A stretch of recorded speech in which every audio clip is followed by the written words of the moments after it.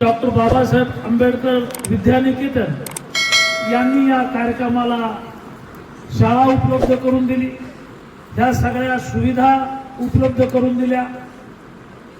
या संस्थेनं आपली जी काही सेवा केलेली आहे, या सर्व विद्यार्थ्यांची जी काही सुविधा केलेल्या आहेत शाळेच्या वतीनं, आणि म्हणून डॉक्टर बाबासाहेब आंबेडकर विद्यानिकेतनचे मी मनापासून आभार मानतो की तुम्ही या कार्यक्रमासाठी सगळी मदत केलेली आहे। ही शाळा या ठिकाणी चालते, साधारणतः 700 विद्यार्थी असल्याचं मुख्याध्यापक साहेबांनी मला सांगितलं।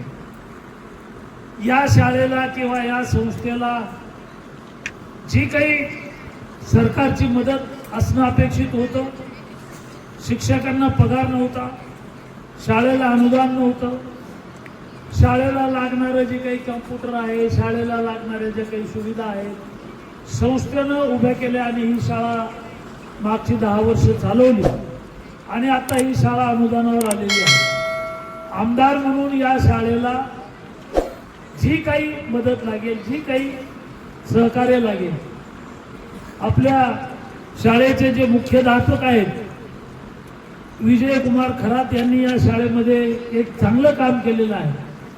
झाडं लावलेले आहेत, कंपाऊंड वॉल बांधलेला आहे, सुंदर अशा प्रकारची ही शाळा आहे।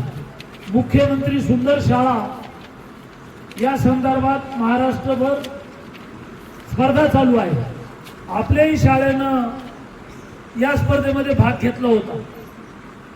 गट शिक्षणाधिकारी आहेत, शिक्षणाधिकारी आहेत, जिल्ह्यावरची एक कमिटी असते, ती तपासणी करते आणि त्या तपासणीमध्ये त्या शाळेत शैक्षणिक वातावरण आहे का, त्या शाळेचा निकाल कसा लागलेला आहे, किती विद्यार्थी पास झालेले आहेत, त्या शाळेमध्ये वृक्षारोपण झालेलं आहे का, त्या शाळेत काही राष्ट्रीय कार्यक्रम होतात का, अशा प्रकारची ही सगळी माहिती या स्पर्धेत भाग घेण्यासाठी आपल्या शाळेच्या मुख्याध्यापकांनी तयारी केली होती।